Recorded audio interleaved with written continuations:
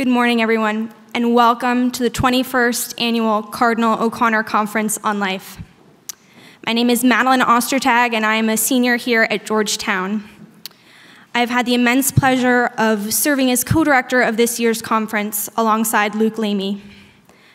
On behalf of Luke, myself, and our entire board, I would like to say that we could not be more excited to have you all with us today. Before the day gets fully underway, I would like to take the time now to thank some of those who have contributed to this year's conference.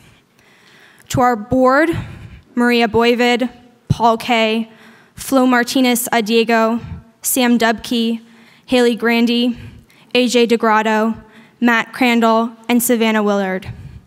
They're all busy making sure that the day's events run smoothly, but if you see them, please extend your own thanks to them. And finally, there are many generous Georgetown entities and individuals without whom this conference would not be possible.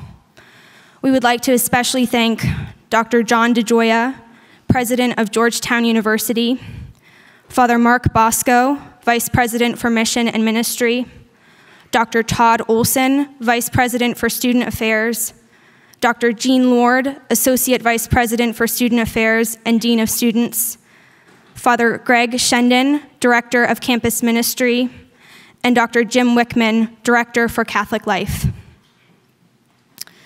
Today, we are reminded of a few important dates relating to this conference and the pro-life movement. Just 10 days ago, on January 15th, we celebrated what would have been John Cardinal O'Connor's 100th birthday. We continue to be inspired by the pro-life legacy of our conference's namesake and fellow Hoya. John Cardinal O'Connor was a renowned and courageous advocate for a culture of life during his tenure as Archbishop of New York. In January 2000, Georgetown students first hosted a pro-life conference for the many college students and pro-life activists who travel to our nation's capital for the March for Life each year. The conference was later named in John Cardinal O'Connor's honor.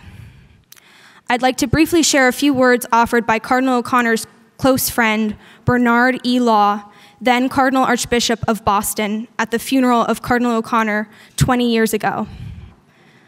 No one proclaimed what Pope John Paul II has called the gospel of life with greater effectiveness. He was eloquent and unremitting in his defense of the unborn, as well as his support of the value of human life to the moment of natural death. We have organized this conference with the hope that we all might come to more effectively proclaim the gospel of life and to courageously defend the value of every human life. We are especially honored to have the Sisters of Life with us again this year and to have the opportunity to hear from their vocation director in a few moments. Yes. Cardinal O'Connor cited a spiritual experience he had while visiting the Dachau concentration camp in 1975 as the inspiration for his commitment to protecting human life. In 1991, this commitment would ultimately evolve into his vision for a religious community that would take a vow to protect and enhance the sacredness of every human life. This year also marks the centennial of women's right to vote. Yesterday, so many of you participated in the largest annual human rights demonstration in the world. You marched with this anniversary in mind and demonstrated that the pro-life message is one that advocates for the rights of all women, both born and unborn. Suffragist and women's rights activist Alice Paul famously said, "Abortion is the ultimate exploitation of women." We are inspired by the example of the suffragists who fought for the right to vote and are reminded that the pro-life message is inherently pro-woman.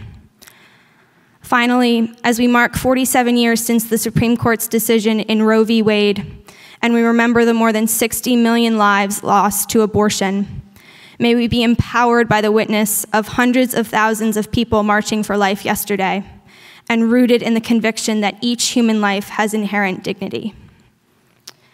Gathered here in Georgetown's historic Gaston Hall, there are more than 700 of us, and we are so happy that you are joining us today. For some of you, this is your second or third consecutive year attending the O'Connor Conference, and we are so grateful for your continued support. For others, this is your first O'Connor Conference, and we would like to welcome you especially. We are so happy you have decided to spend your Saturday with us. We'd like to give a shout out to the 50 pilgrims from Louisiana Right to Life. The 30 Ravens from Benedictine College in Atchison, Kansas. And to our fellow students at Jesuit universities, including Boston College and the College of the Holy Cross.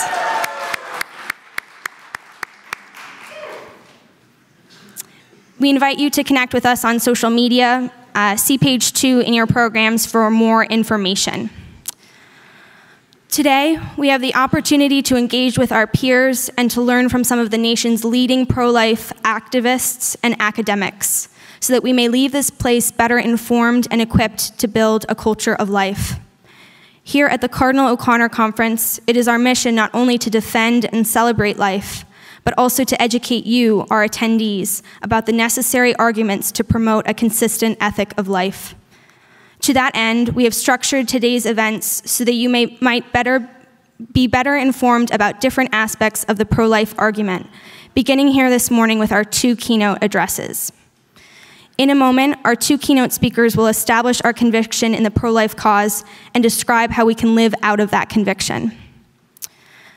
And we are also very excited to welcome a special guest speaker to offer closing remarks, so I invite you to stick around until 4 p.m. I promise this is an opportunity you don't want to miss. However, we would like to begin the morning in prayer. It is my honor to welcome to the stage Assistant Professor in the Department of Theology and Religious Studies here at Georgetown, Father Peter Folan.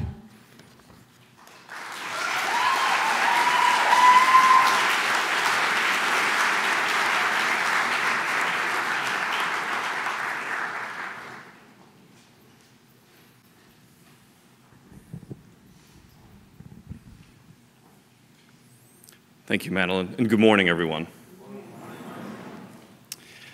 I invite you to join me in situating our prayer this morning in the context of 2 celebrations that Christians are having today. The Feast of the Conversion of St. Paul, and related to this feast, the final day of the week of prayer for Christian unity. In particular, let us have in mind a line from today's first reading in the lectionary. Paul himself speaks the line when he recounts to his hearers the basic narrative of his experience on the road to Damascus. He writes this: "Since I could see nothing because of the brightness of that light, I was led by hand by my companions." In the name of the Father, and of the Son, and of the Holy Spirit.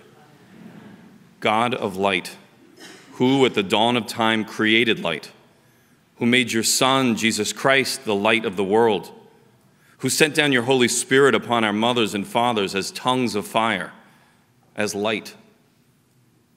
Shine your light upon us today. Let our speakers today be instruments of your light. May their words illuminate for us the truth that every human life reveals to the world something wonderful about who God is.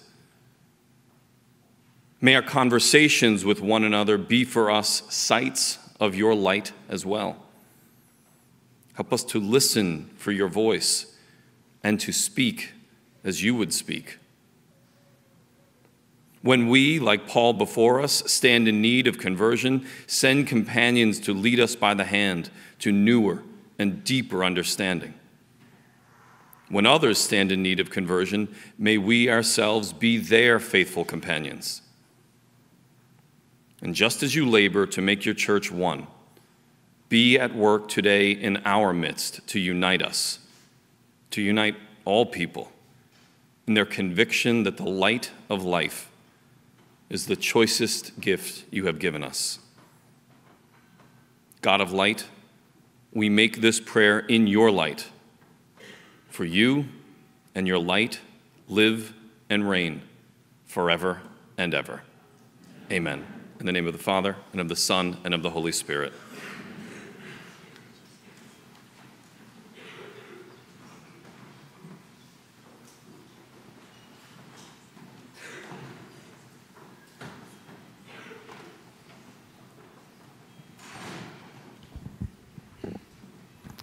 Thank you, Father Folan.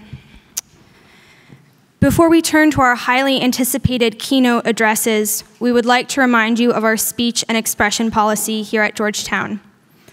As an institution of higher education, one specifically committed to the Catholic and Jesuit tradition, Georgetown University is committed to free and open inquiry, deliberation and debate in all matters, and the untrammeled verbal and nonverbal expression of ideas. It is Georgetown University's policy to provide all members of the university community, including faculty, students, and staff, the broadest possible latitude to speak, write, listen, challenge, and learn. While it is recognized that not everyone may share the same views as the speaker, it is expected that everyone in attendance at this event respect the right of the speakers and our conference board to share their perspectives and ideas by not causing a disruption to the event's activities.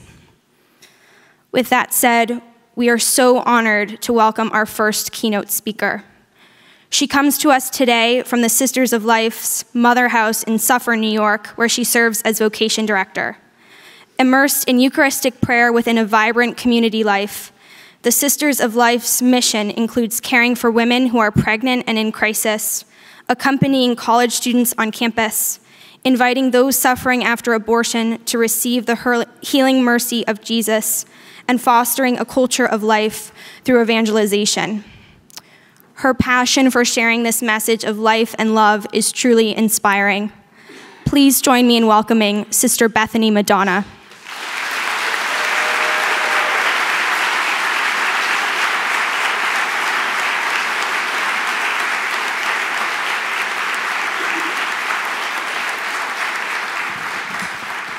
Good morning. What a joy to be with you this morning. It's such a gift. You know, walking in here and seeing our brothers and sisters who were protesting, I was actually remembering being at the Walk for Life a few years ago. And at the Walk for Life in San Francisco, which is happening today, protesters flank you and walk alongside with you the entire march. And a woman sidled up next to me and she said, "Hi, sister, how are you?" I said, "I'm doing fine." She goes, "You know, sister, last year I stood with them.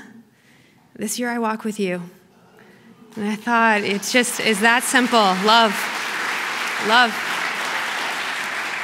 So I thought I'd start this morning with a story from one of our missions. Let me tell you about Teresa.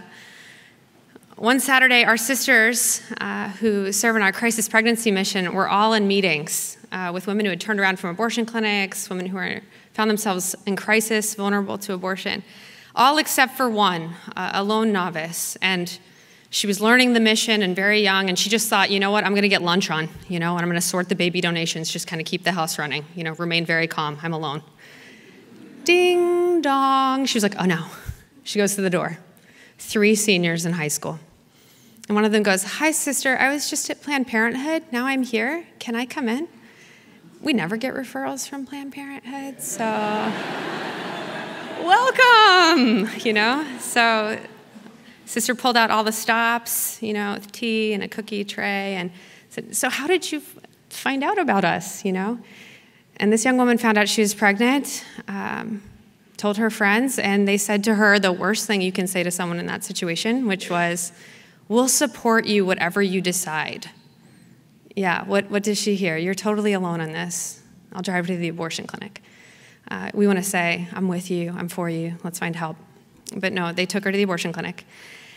And she was sitting in there feeling very nervous and sick over the decision she was about to make. So she decided to distract herself by looking at the magazines. And so she goes over to a magazine, and one of them had like a brochure sticking up out of it. And so she pulled it up out, and it said on it, "Make a choice you can live with.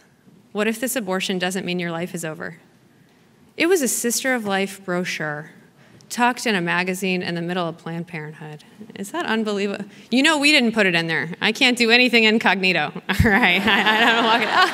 Oh, no, I'm supposed to be here. Seriously.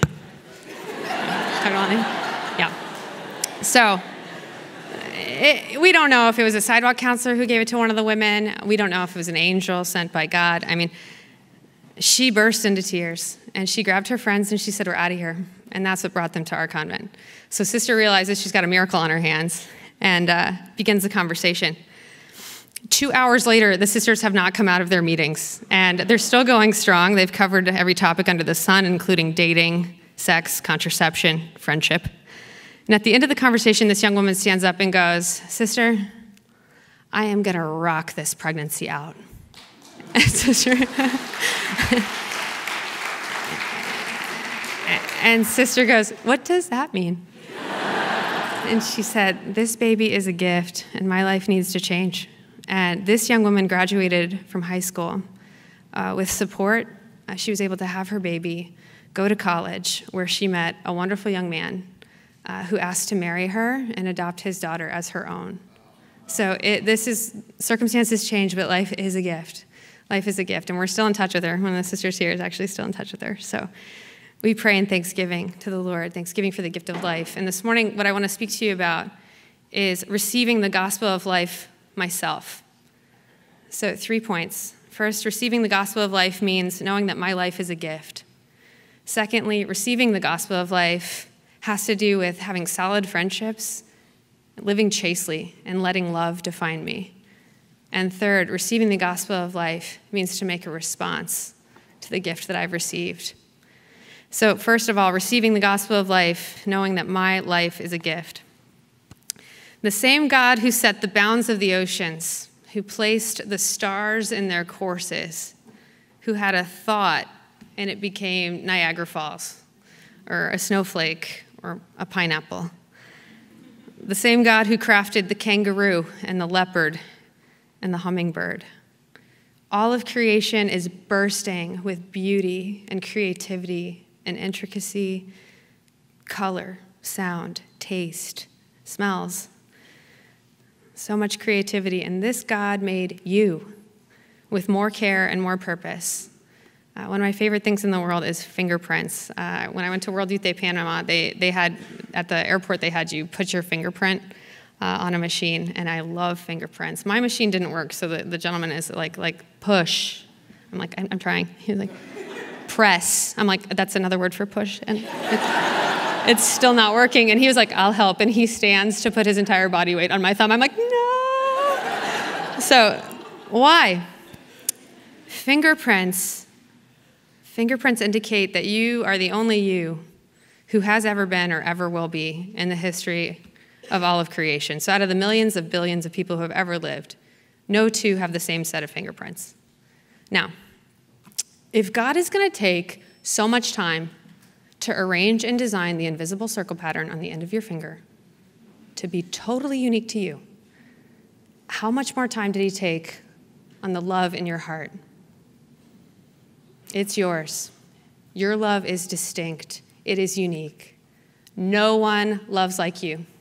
No one. No one can be your replacement. No one's your substitute. You are the only one who's been given that love to love with.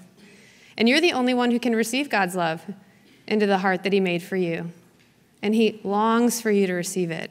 He longs for you to know that you are a gift. You know when your favorite song comes on and you just need to hear like that first guitar interlude or like the piano prelude, and you're like, oh my gosh, it's my song. I can't believe it's playing right now.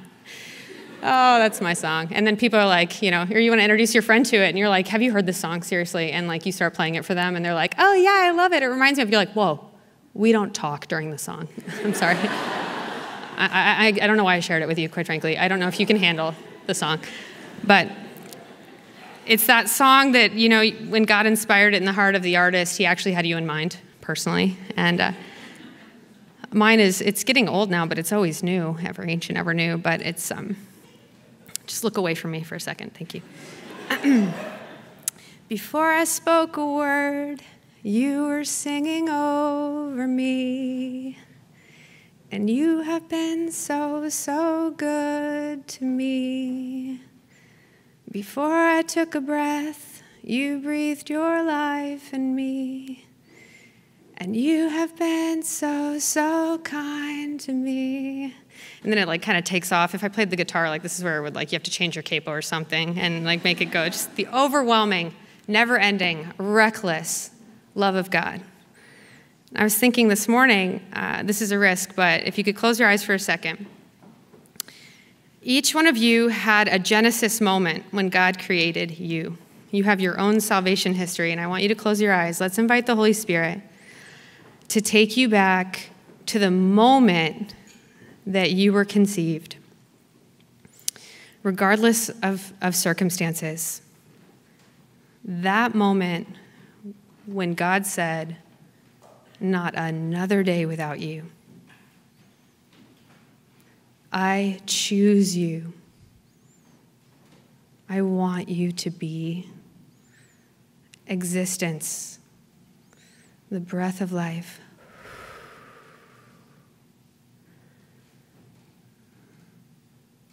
You are always wanted. Nothing about you is a mistake or an accident.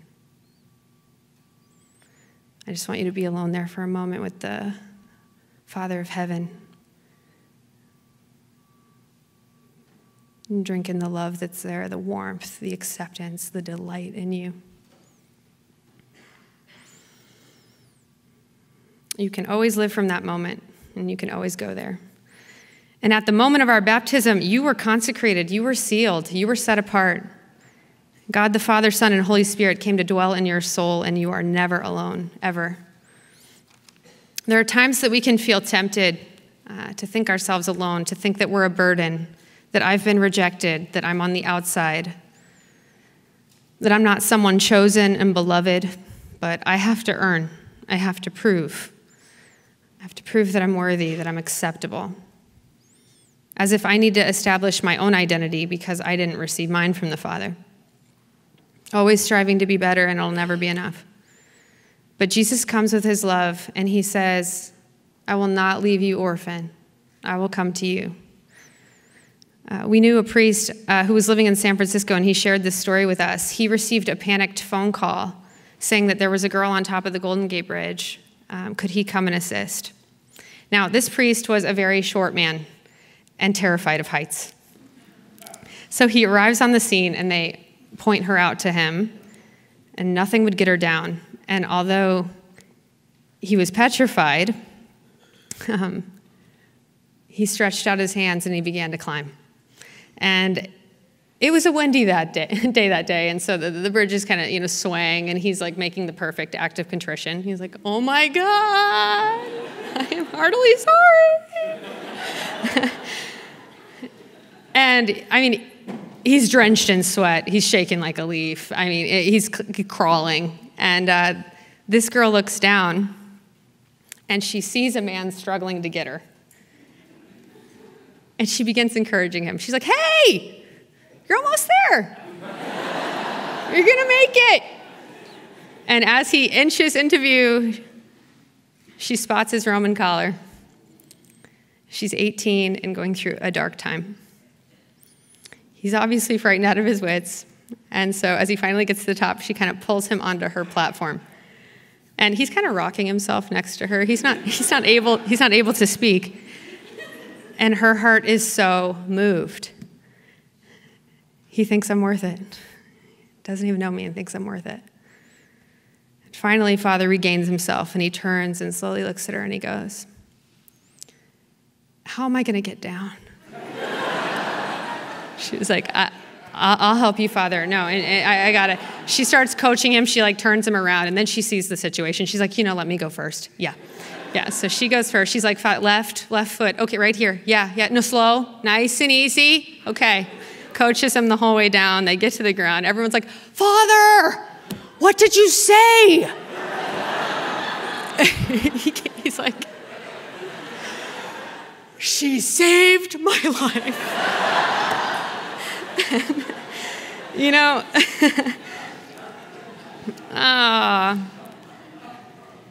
God sees each human person, no matter how weak or how poor or how sick or how sinful, how rejected they feel, as his beloved one that he is willing to die for, and did.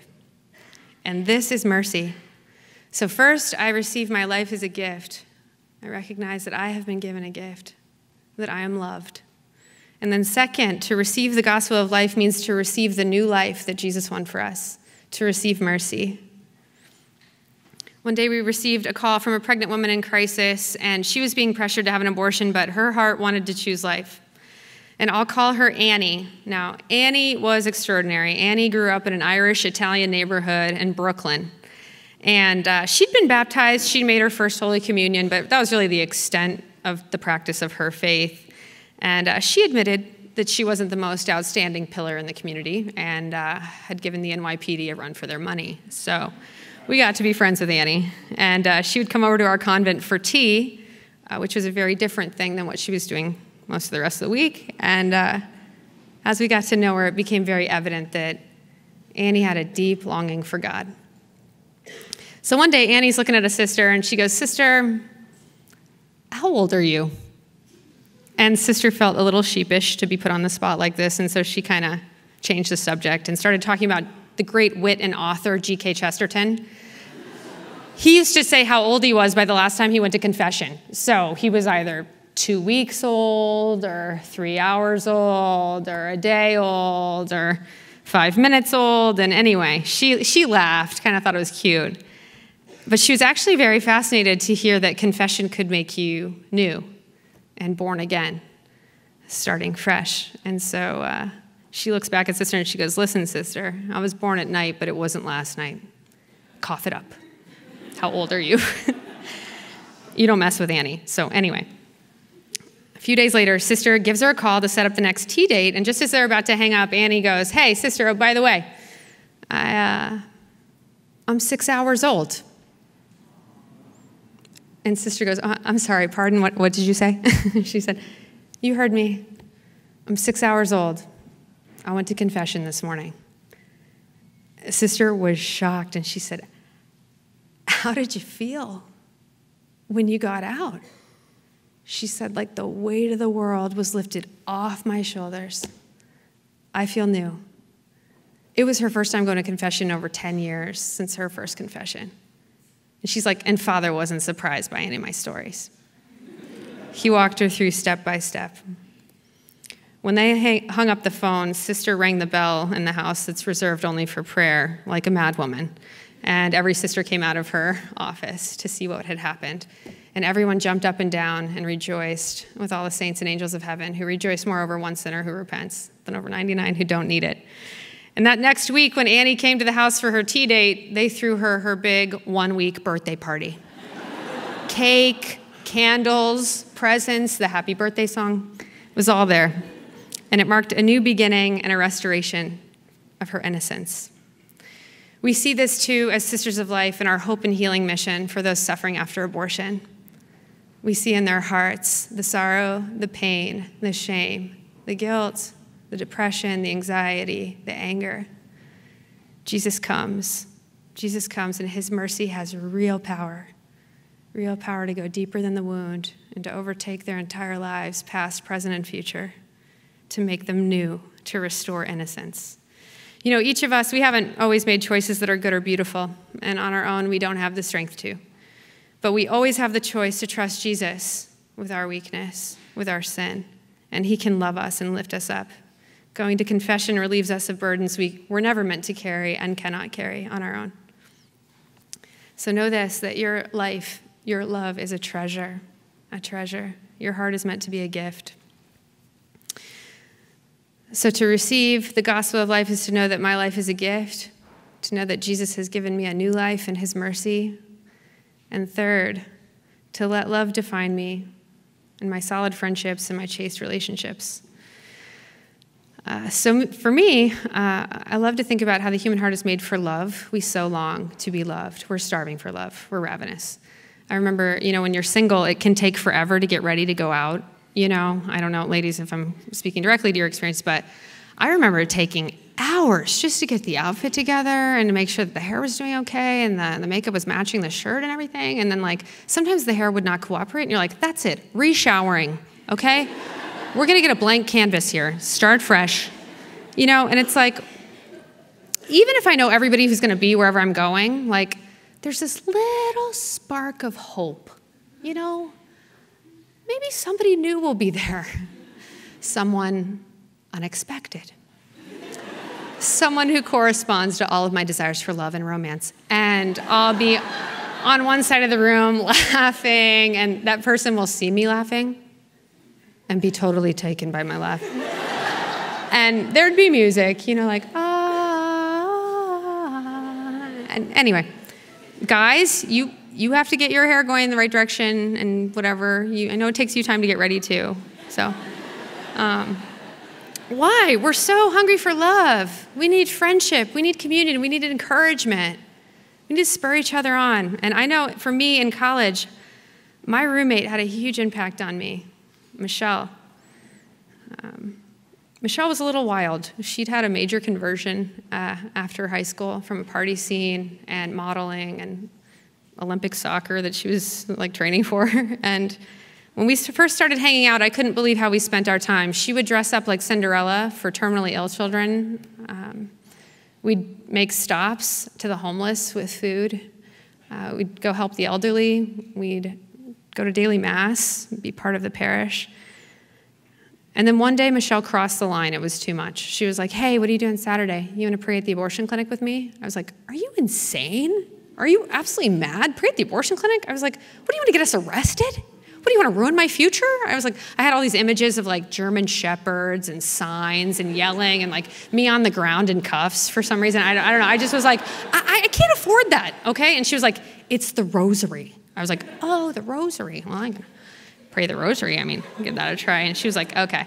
So, well, what time do you go? She's like 6. I was like, a.m. or p.m.? She was like, a.m. I was like, she's like, Dunkin' Donuts coffee. I'm like, I'm in. I will never forget that morning, that first morning, as long as I live. Tears streamed down my face as I saw the sun rise over that dilapidated building. And it revealed a line of women alone and sad and abandoned. And yeah, I just remember crying and thinking to myself, before this moment, abortion was like a legal term, political issue, debate topic. It was a sin. But this morning, abortion has a face, and it's the girls in my classes, my friends, and their unborn children who aren't going to see the light of this day. So I knew in my heart of hearts that I wanted to live and die for them. And what I want to encourage each and every one of you to is recognizing, like, your heart is made for love. You're a gift. You're a gift to be given, not only in friendship, but in relationship with others. Receiving the gospel of life means knowing my own goodness. It means knowing my own sacredness. It means honoring my body as God gave it to me, living with a pure heart. The body is sacred, and God has a divine and beautiful plan for our sexuality. And you don't want to entrust your hearts to just anyone. No, you want to have high standards in dating. We don't want to settle for less. This culture that we live in is very, very pervasive. It tells us, yeah, it's okay to use others. It's okay to be used. There's so many counterfeits out there. And the enemy of our souls wants to clog us up with addiction and shame. And Jesus is the healer. And there are great resources out there. There are great ways to reach out for help, to be chaste, to be set free. I was very moved by one young woman's inspiring testimony online. She was talking about how she just stumbled upon pornography, not knowing what it was, and very quickly became addicted to it. And she said it led to habitual masturbation. She fell into like a pit of despair. She's completely in shame. She did not know how to ask for help or find help. Like the chokehold, of darkness and guilt and shame. And she said that delicately, beautifully, Jesus came to her, came into that place of darkness and brought light and peace and healing. She asked friends to pray for her. She was able to share, seek help, go to confession. Freedom. Freedom. For freedom, Christ set us free. You deserve to hear the truth because what's portrayed in the shows and the movies and the magazine covers as romance falls so short. These lifestyles leave so many hearts devastated and lives wounded by the choices made. I just want you to take a second and imagine your wedding day. If God is calling you to the vocation of marriage, imagine your wedding day.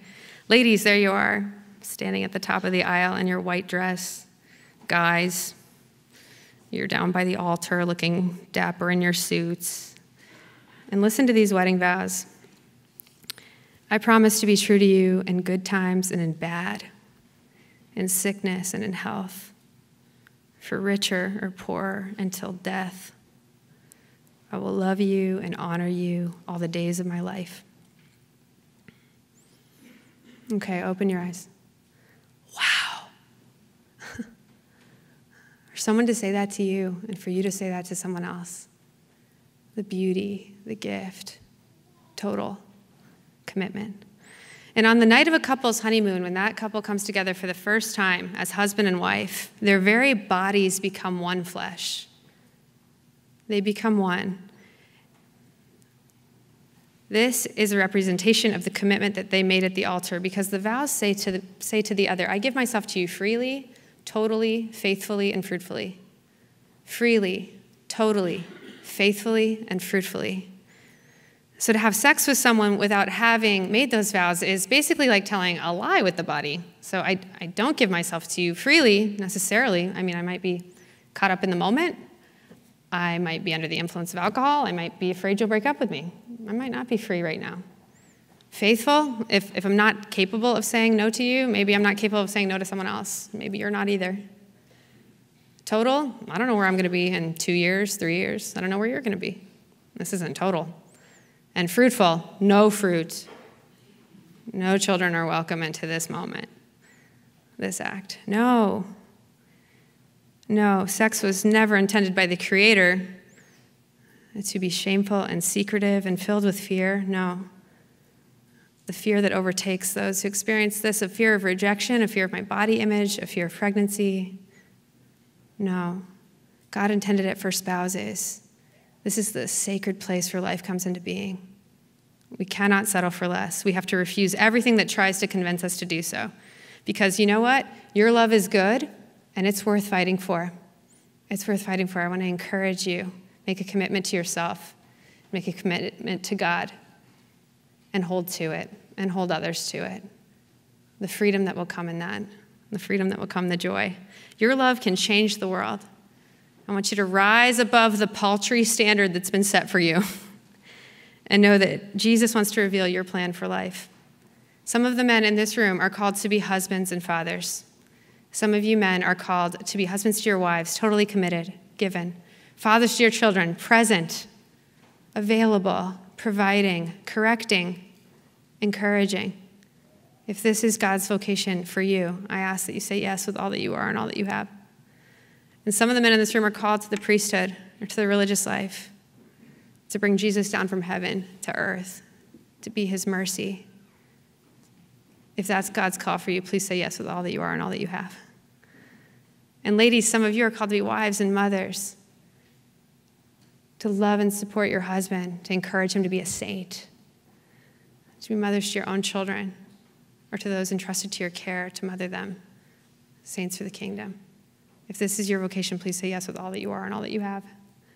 And some of you are called to be religious sisters, brides of Jesus, given totally to him, and to mother every child as if it's your own. And if this is your vocation, I encourage you to say yes with all that you are and all that you have. You were chosen for this unique moment in history, and you're here for a reason. Your life is a gift.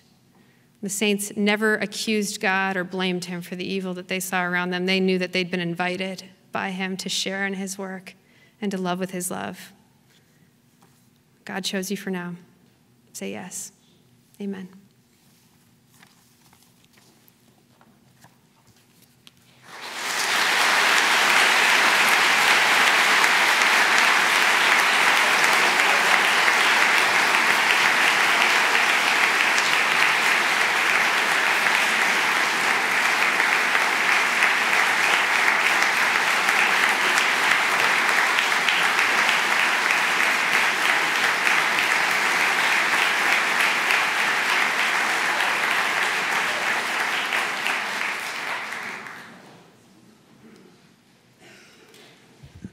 Thank you so much, Sister Bethany.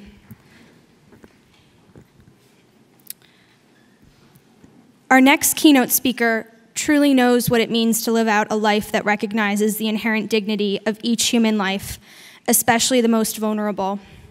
He currently serves as Senior Vice President for Evangelization and Faith Formation at the Knights of Columbus. He formerly served as the Assistant General Secretary for Integral Human Development for the United States Conference of Catholic Bishops and the Executive Director for Justice, Peace, and Human Development. Before coming to Washington, D.C., He helped co-found Christ in the City and the Augustine Institute, served as president and CEO of Catholic Charities in Denver, served as vice president for Focus, and was a professor and the academic vice president for Christendom College. Please join me in welcoming to the stage Dr. Jonathan Reyes.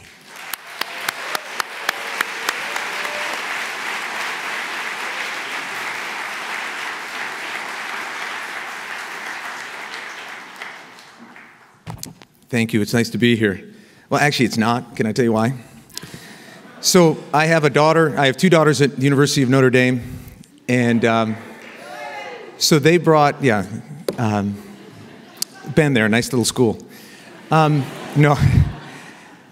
So they brought like 16,000 friends home for the March for Life, and they were all at my house last night. So I get home last night around 10:30 after the Rose Dinner. I'm dead tired. It's been a long, long day. And I walk in and, oh, hi, Dr. Reyes. So, good. I said, and they said, oh, so are you around tomorrow? I said, no, I'm gonna give a talk. And, oh, really, where? And I told them where. And they said, oh, is Sister Bethany speaking at that? and I said, yes, I actually speak right after her. And my daughter says, well, what are you going to say? And I said, oh, great, honey, you're really supporting me. She goes, no, really, what are you going to say? She's going to have them laughing, crying, changing their lives. What are you going to do? So in desperation, I'm sitting there stunned, and one of her friends says, it's okay, Dr. Reyes. We'll write your talk for you. Tomorrow morning, before we leave, it's going to be sitting right here. I said, well, all right, and I went to bed. I woke up that morning, walked out, nothing. A granola bar. And she comes up, one of the gal who said this, and she just says, oh, we didn't get around to that, but it's okay because you can use us in your talk. You can say some people, they talk and they don't actually follow through. I said, that gives me like 30 seconds. I can't do a lot with that. What I actually decided to do was turn to two things that I want to speak to you from, and I only have a few minutes. And one thing is, if you're going to talk about life, it's smart to start with the Gospel of Life, with John Paul II. So I want to draw something out of that document that's 25 years old but ever new. I may be saying some things you already know, but it's worth hearing them again. And then a few thoughts from my own life that I hope are helpful. You heard a little bit of my biography. There was a key moment in my life when I went from being an academic to really devoting myself to the service of those in need. And I've done things from everything from homeless shelter and ministry and running charities to starting pregnancy centers, pregnancy counseling centers that we turned into a women's care center with full services in that. I've been in that space. And what I'd like to share from you from that space is not my own wisdom, but things I've picked up from people who are pretty amazing. I have had the privilege of being all over the world, seeing people who have devoted their lives to serving others in various needs, in some of the hardest places in the world and in this country. And you can't help but learn from them. So a few thoughts from them. So John Paul II first, and a few thoughts from some dear friends of mine. In the Gospel of Life, John Paul makes the following point. He says, through the words and the actions and the very person of Jesus, man is given the possibility of knowing the complete truth concerning the value of human life, knowing it. And from this source, he receives in particular the capacity to accomplish the truth. You know the truth, and then you accomplish it. What's the truth he wanted us to know? I'm going to take a lot of deep thoughts and try to make them simple to remind you of some things. It was John Paul II's insight that the greatest challenge to building a culture of life is a misconception of what a human being is. What does it mean to be a human being? And he, roughly speaking, contrasted two views of what it means to be a human being. One that's sort of dominant and is out there and that we sort of imbibe in the air that we take in. Goes something like this.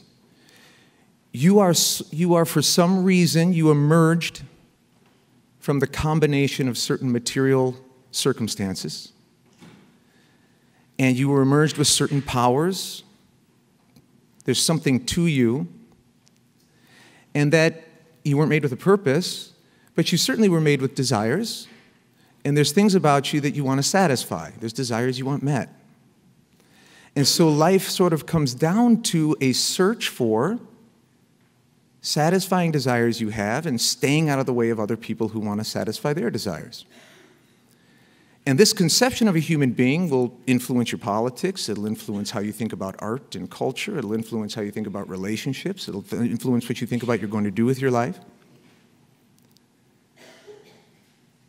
And John Paul contrasts that with the Christian view.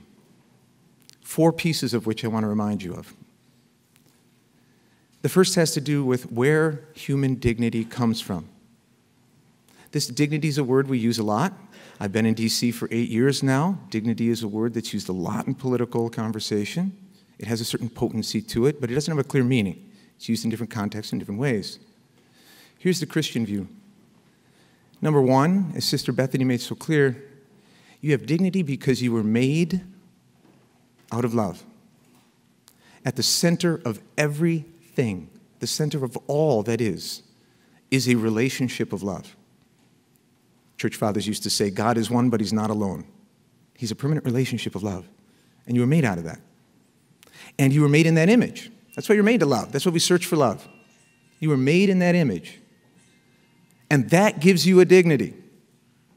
That gives you a dignity no matter what your abilities, no matter what your socioeconomic status. It gives you a dignity. But it doesn't stop there. Second point about your dignity. God bothered to redeem you and me. God cared so much for us that when we were in a position of great failure, ultimate failure, he came in love and died for us. That's huge, John Paul says. Think about it. God considered you important enough to become a human being and die for you. But third, and I want to emphasize this one, because it's something I've run into in a lot of the places I've served. You also have dignity because you have a destiny. You're going somewhere. You weren't made just to fulfill whatever desires happen to come across your mind. You were made for a greatness that the Bible says is so great that no eye has seen, no ear has heard, no heart can conceive how great it is. We have words for it. We talk about heaven. We talk about the beatific vision. We talk about unity. These are just words trying to capture something we don't understand. You were made for that. Every human being was made for that. And when I think about what it means to be there for people in need, it's this: to help them achieve that dignity. Because they have a destiny, a glorious destiny. And if we can help people see that, then they have hope. You know, I think the great challenge of the modern age isn't necessarily in our politics or our moral fights. It's really a fight for hope. I work with a lot of young people. I work with a lot of not young people. The real challenge in the modern age is for hope. Why? To counsel someone who's considering in a moment of great desperation what to do about an unexpected pregnancy is to instill hope. There is a way forward. To speak to someone in poverty who can't seem to get out of a community where every one of their friends or most of their friends have been killed or shot or in prison, is to say there is hope. A good friend of mine, Ralph, who I worked with at the USCCB, the guy has forgotten more about socioeconomic challenges in the United States than I'll ever know. He's the kind of guy who, when something goes wrong, they call him. So this was after all that went on in Ferguson a few years back and the great tension that was there. So people in Ferguson call Ralph, and they say, Ralph, will you come down here and help us think through this? So Ralph goes down there, and he says he was walking around the night. This was probably the second night after the riots had begun. And he just wanted to get a feel for the city, wanted to get a feel for what was going on. He wanted to, talk to a few people. This kind of guy he is. And he's walking around. He says he ran into a young man who was literally sort of bumped into him. And the guy was running, and he said he thinks he was carrying a car battery that he clearly had taken from somewhere he shouldn't have, right? And he's looking at this young man, and he said to him, "Why are you doing that? Don't you know they had cameras where that was? Don't you know they're going to find you? Don't you know then you're going to get prosecuted? Then you're going to have to check that box on every application you ever do, and you're never going to have a job. You're not going to be able to get married. You're not going to be able to build a family. Don't you know you're going to lose all that because of that battery? And he said, the young man looked at him and said, look, I already don't expect any of that stuff. It's about hope.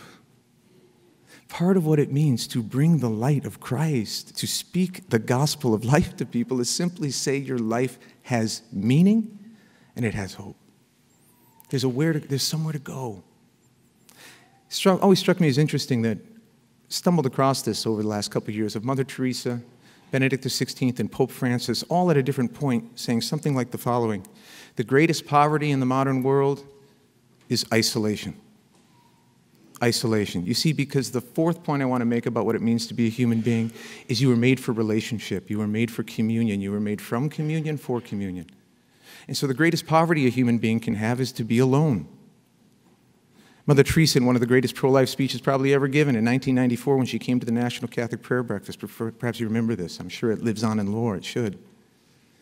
But a piece of it that sometimes gets forgotten is after she talks about any number of the famous quotes she has about life, she describes visiting one of the nursing homes in the United States. She hadn't seen them before. And she was taken by them. She went to one of the homes for the elderly, and she said she walked in, and she just saw this amazing, beautiful building. She's used to very different conditions in Calcutta.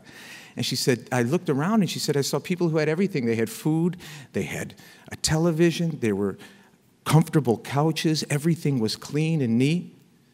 She said, but none of them were smiling, who were sitting. You know how it is. You walk into those glass doors, and there's the sitting area. She said no one was smiling, and they were all staring at the door. And so she said she turned to her sister and said, why are none of these people smiling? Why do they all look at the door? She said, even the dying that I hold in Calcutta smile. Why are there no smiles? And her sister said, it's because they're watching the door, waiting for a loved one to come visit them. Because they've been forgotten. And to be forgotten is the greatest sadness. So, proclaiming the gospel of life, reaffirming human's dignity. That's all it is. Let me tell you a different story about yourself. Let me tell you a story about yourself that has this amazing future to it. And let me tell you that you weren't made to be alone, and that real relationship is possible. So, that's John Paul II. A few practical thoughts for you as you go forward in your work. Take them or leave them. And if they're bad ideas, I'll just say I got them from friends. Like I said, it's all about relationship. Friends are those you can blame for stuff. Number one, as Sister emphasized, to be able to love it, to be able to actually proclaim the gospel of life after having received it, you have to be prepared to give it. And let me give you two things that will help prepare you to give the gospel of life. The first one I'm stealing from Pope Francis, and for the sake of time, I'll just make up the quotation, sort of. He said, you cannot serve other people unless you are detached from your belongings and detached from what people think of you. Detachment.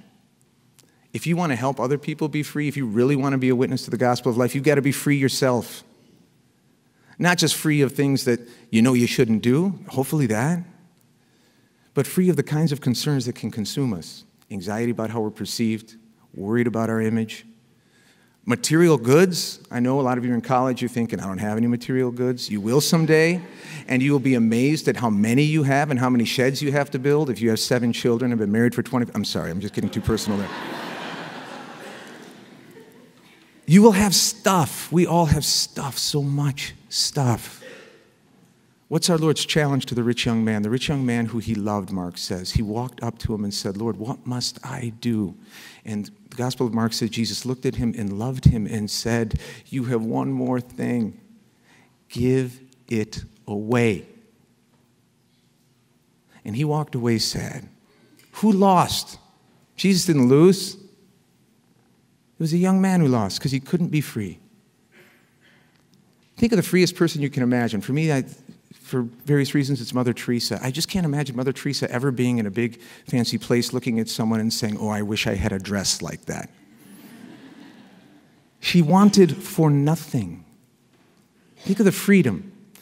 Brothers and sisters, if you can want for nothing, you can give yourself entirely in freedom and in joy. Second thing, be prepared to suffer. The people who are best at caring for people in need, whether it's at the pregnancy counseling center, whether it's at the homeless shelter, the various places I visited on the border, overseas, they've been there for a long, long time, and they've taken it on that it's just going to be hard. I want to caution, especially you young people in here, there's something romantic. There can be something romantic about finding a cause and falling in love with it, caring for people. But romanticism about caring for the elderly, caring for the poor, caring for the unborn, caring for mothers, it will wear off.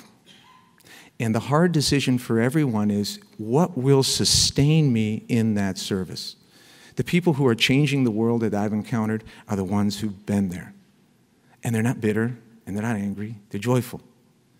Because they've embraced it. They know it comes with suffering. Love always comes with suffering. You've perhaps heard this quip from G.K. Chesterton, as long as we're talking about him. He said, marriage is an adventure, like war. What did he mean by that? He didn't mean you're at war with your spouse. What he meant was it's a war against yourself. Because to give yourself in love is to cost you. There's a death to yourself.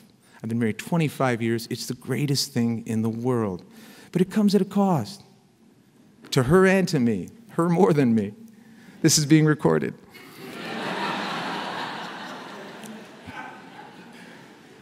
So, be prepared to suffer. Third, build communities, y'all. Build communities. People want to be in community. You want to be in community. You need friendships that last. Build them. We are not isolated individuals going around making contracts with one another.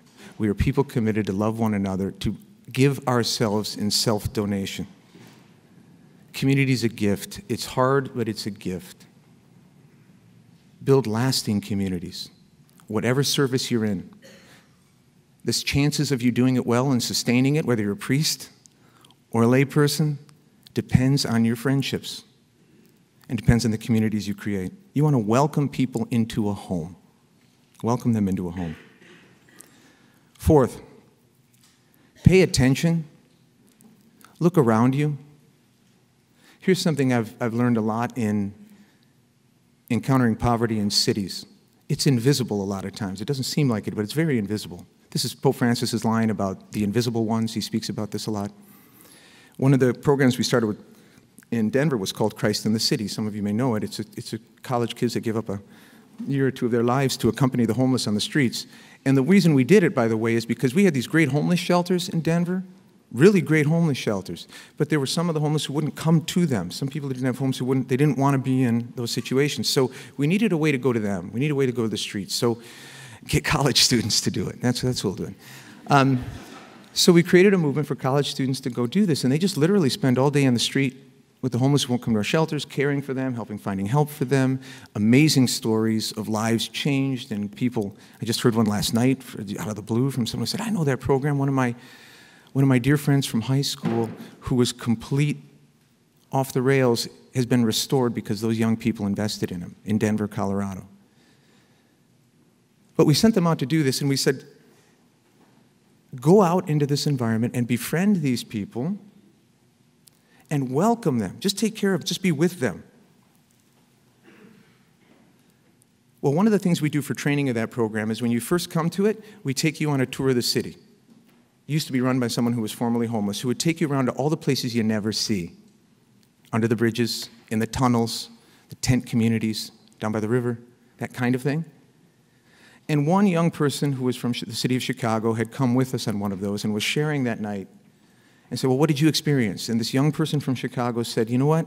I had no idea you had so much homelessness and poverty in Denver. We don't have that in Chicago. Now, you laugh, but think about it. We don't see it. We don't see it.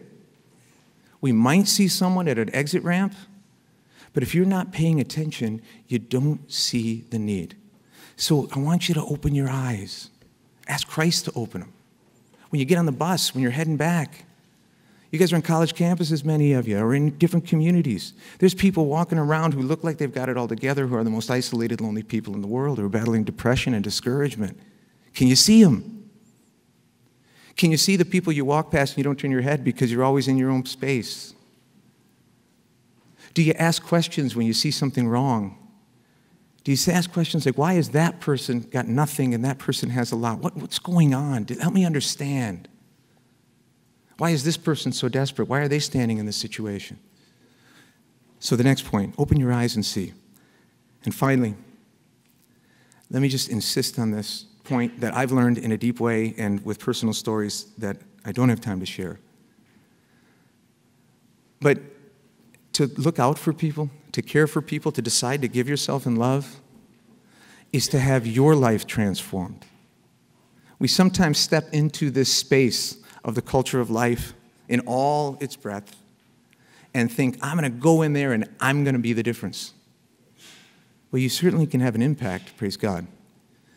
But the real transformation is you. One of my heroes, Dorothy Day, put it this way: you're not saving the poor, they're saving you. And it's true. It's true because what you're encountering is Christ himself. And you can't help but be transformed by it.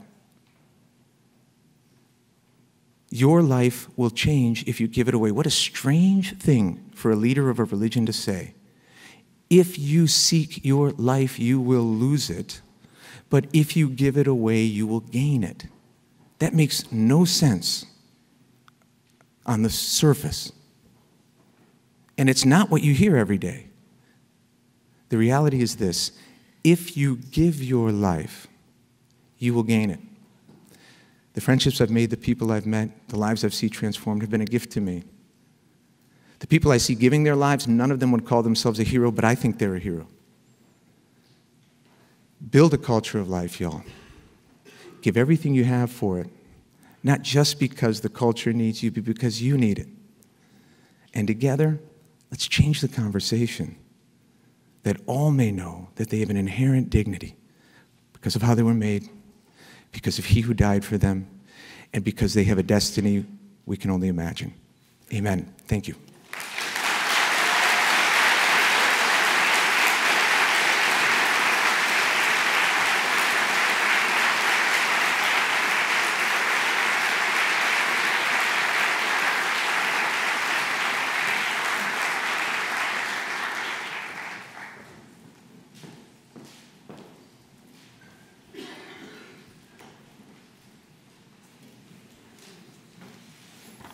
Thank you so much, Dr. Reyes. Let's have one more round of applause for our keynote speakers.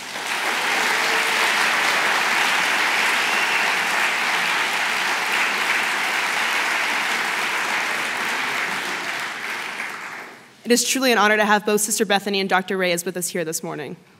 My name is Flo Martinez-Ediego, and I'm a senior here at Georgetown. I serve as an outreach coordinator for this year's conference board. At the Cardinal O'Connor Conference, we recognize the commitment to the life movement, particularly that of the collegiate pro-life groups. The Evangelion Vitae Award was established in 2006 to recognize and reward outstanding collegiate pro-life groups.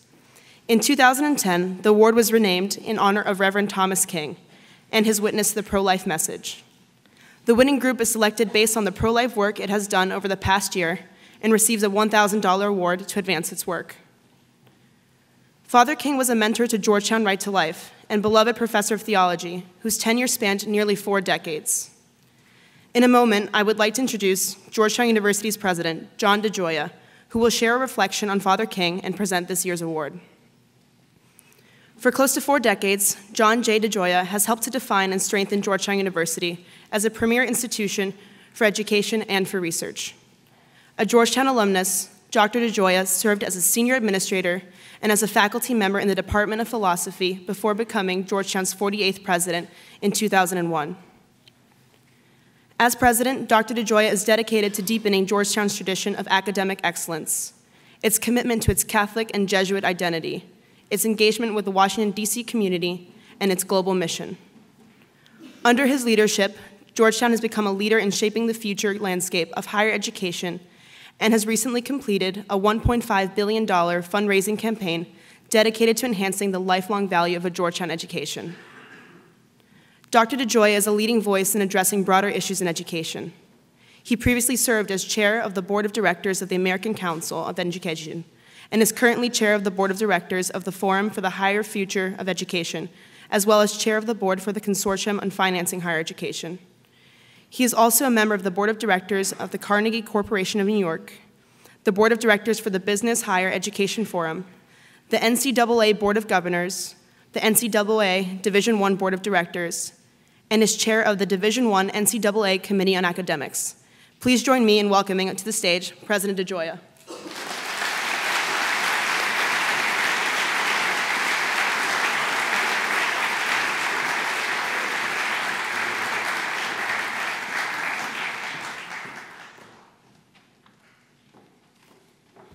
Well, good morning, everyone. I want to thank you to Flo for those very kind words. It's a privilege to be with all of you here in Gaston Hall, one of our most beautiful and historic places on our Hilltop campus. And to all of our guests, welcome. We're very pleased that you're able to be here today and to join our community in prayer and reflection and dialogue. I wish to express my appreciation to the student leaders on the Cardinal O'Connor Conference Board, its co-directors, Madeleine and Luke, for their many efforts to organize this year's conference, as well as our conference sponsors, including Georgetown Right to Life, the Knights of Columbus, and Catholic Daughters of the Americas. I'd also like to thank all of our speakers and our panelists for their presence and for sharing their insights and perspectives with us. This conference helps us to remember and recognize the contributions of Cardinal John O'Connor, a member of the Georgetown class of 1970. We do this in the context of honoring another member of our Georgetown community. I have the privilege this morning of presenting the Reverend Thomas M. King S.J. Award and to share a few reflections about Father King, his example of a life grounded in faith, his significance to our community here at Georgetown. This award has a special resonance for me. Father King was the very first Jesuit and the very first faculty member I met when I came to Georgetown as an undergraduate more than 4 decades ago. He helped introduce me to the way of life of our community and to the kind of academic work that was possible. I remember being right here in this room in the spring of 1981 when I was a graduate student, and Father King convened an international conference on Teilhard and the unity of knowledge. Teilhard and the unity of knowledge that brought together some extraordinary leaders from around the world. It was my first exposure to the work of Pierre Teilhard de Chardin. More importantly, it was the first truly academic conference that I had ever attended. And it was an example for me of the caliber and the quality of academic work that a university can do. During his time in our community, which spanned 41 years, Father King served as a professor of theology, he was a scholar, a distinguished author, a mentor and friend, and he had a special relationship with our Student Right to Life organization. He played a role in their efforts to host this conference each year, and he shared a deep understanding of the dignity of every human life. His dedication was recognized in 2005 when he received the Rupert and Timothy Smith Award for distinguished contributions to pro-life scholarship from the University Faculty for Life, an organization which he co-founded in 1989. Father King was a comforting presence who played an enduring role in the lives of so many members of our university community, especially for those who joined him at his daily 11:15 Mass in Dahlgren Chapel. For 40 years, 6 days a week, during both moments of celebration and sadness, he presided and offered guidance to all who sought peace in the presence of the Lord. In 1999, our student newspaper, The Hoya, named Father King as Georgetown's Man of the Century, sharing that, quote, "No one has had a more significant presence on campus and effect on students than Father King," close quote. There are so many images, so many memories that I have of him, but I always think of the way that he ended every Mass that he celebrated before the final prayer. He took us all through the words of those first words of the first chapter of the Gospel of John. In the beginning was the Word, and the Word was God, and the Word was with God. When I think of Father King, I think of this gift of providing the opportunity in countless ways, but especially every evening at our 11:15 Mass, for our community to come together and to experience the presence of God. Father King had a wonderful spirit and patience. He was a person of extraordinary integrity, a model of what it means to be a person for God. So it's wonderful for me to be here this morning, to have this opportunity to remember his contributions and to be able to present the awardees this morning who will receive this year's Reverend Thomas M. King Award. And I'm very, very honored to announce that the award this year will go to the University of St. Thomas in Houston and Celts for Life. And Madeleine Porter and Michaela Maniscalco, President and Vice President of Celts for Life, will be accepting the award this morning on behalf of Celts for Life. To you, you have our most sincere congratulations for this recognition, and I would now invite Madeleine and Michaela to join me on stage.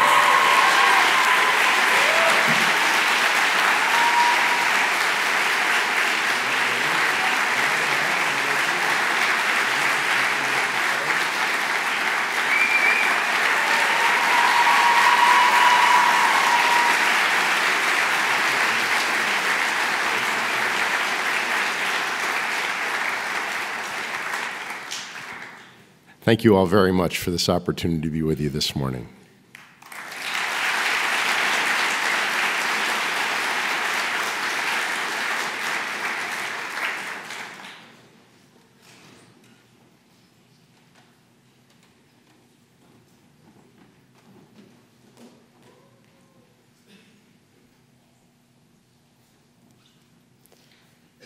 Thank you so much, President DeGioia, and congratulations to Celts for Life. My name is Carrie Ashkenazi, and I'm a junior here at Georgetown. I serve as a sponsorship coordinator on this year's conference board. I'd like to share a few announcements before we move on into the concurrent sessions. These sessions are opportunities to explore different life issues in more depth. I encourage you to take a look at page 4 for a list of our speakers, their session titles, and location. Full speaker bios can be found on pages 6 through 10. The first of the 3 sessions begins at 11:20 a.m. The sessions will take place in the first floor classrooms of this building, Healy Hall, as well as in McGuire Hall and Dahlgren Chapel. Please refer to the map on page 3 of your programs to find your way. There will be volunteers with name tags throughout the building, so please do not hesitate to ask them if you have any questions or need help getting around. On the map, you will also see that there are sponsor exhibitions in the first floor hallway of Healy Hall. Please stop by their tables and learn about the organizations that have made this year's conference possible. I especially want to acknowledge the Knights of Columbus, Priests for Life, and Rehumanized International. And I know registration was difficult for a few of you coming in late, so if you did not receive a wristband, we ask that you return to the registration table. There should be volunteers stationed there so you can get a wristband for lunch and for the sessions, and also grab a program if you didn't. So please be sure to check back at the registration table if you were unable to do so before coming in. So just a brief announcement with regard to the wristbands. They're color-coded to indicate when and where you will be eating lunch. Take a moment, please, to refer to page 2 of your programs and to check your wristband and see the corresponding color and locations and times. So if you have a red wristband, you'll be eating during session A, which, like Carrie said, begins in a few minutes at 11:20 in Copley Formal. Please walk out the front steps of this building where ushers will meet you and direct you to the building. White wristbands will also be eating during session A, but on the second floor of this building. And we ask that you please eat lunch during your designated session and leave the remaining 2 sessions to enjoy 2 concurrent sessions of your choosing. One other announcement, Star Parker, who is one of our concurrent session speakers, she was here last year, really one of our great speakers, and we're really looking forward to welcoming her back. She's unfortunately sick today. She called me this morning, so she will not be here. I don't anticipate this being an issue because we did have extra speakers built in, so while we are at capacity, everybody should be able to find a seat in the sessions. But if you're looking to go to a session and it's full, I encourage you to head to our largest session spaces, which will be Dahlgren Chapel and the Bioethics Library. One final announcement, we were hoping to do a Jesuit University school photo. So if you are in attendance at one of the Jesuit universities here today, we ask that you just kind of congregate here in front of the stage for a photo. And a shout out to one of those universities, Rockhurst University, who are joining us today, and we're so happy to have you here.